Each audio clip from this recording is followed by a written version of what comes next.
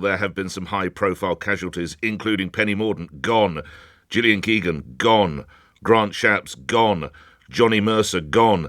And there's no longer a doctor in the house. Therese Coffey, gone. Here with the story of the night, LBC's political editor, Natasha Clark. Natasha. Nick, Labour have won the general election 2024. It's been a wild night, seeing things I genuinely haven't, and many of us hasn't ever seen before.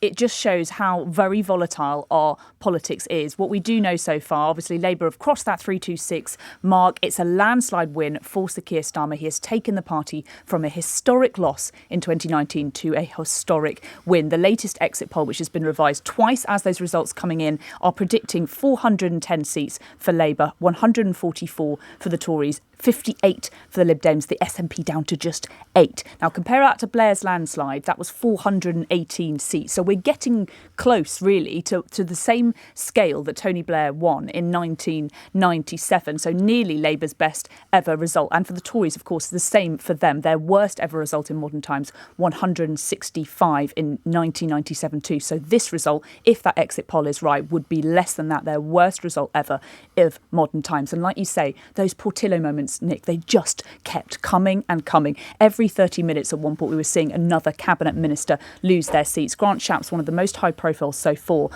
the Defence Secretary said he blamed the party for indulging in a soap opera drama. We've tried the patience of traditional Conservative voters with a propensity to create an endless political soap opera out of internal rivalries and divisions, which have become increasingly indulgent and entrenched. Today, voters have simply said, if you can't agree with each other, then we can't agree to vote for you. We forgot a fundamental rule of politics, that people do not vote for divided parties. Grant Shapps gone, Gillian Keegan, Alex Chalk, Penny Mordaunt, Johnny Mercer, Michelle Donnellan, Jacob Rees-Mogg. The names just keep coming. Now, Rishi Sunak has all but conceded at his count in Northallerton.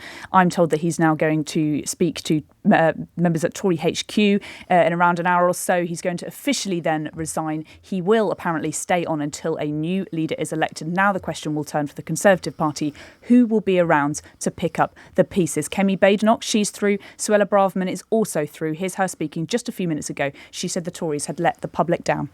Conservative Party has let you down.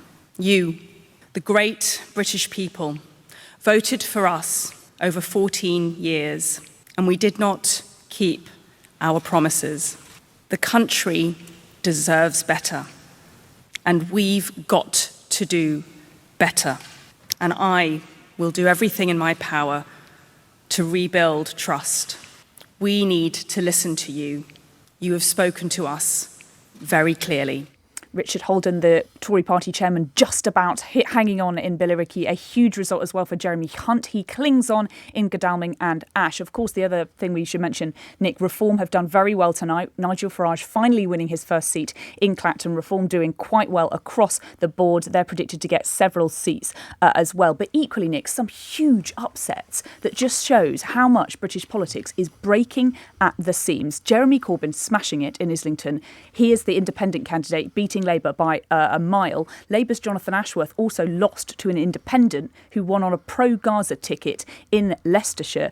Ian Duncan-Smith clinging on, Richard Holden clinging on. It is a night where so many different things have happened. It's really hard to predict what patterns are emerging here, but one thing is for sure, we'll be talking about this night for decades to come.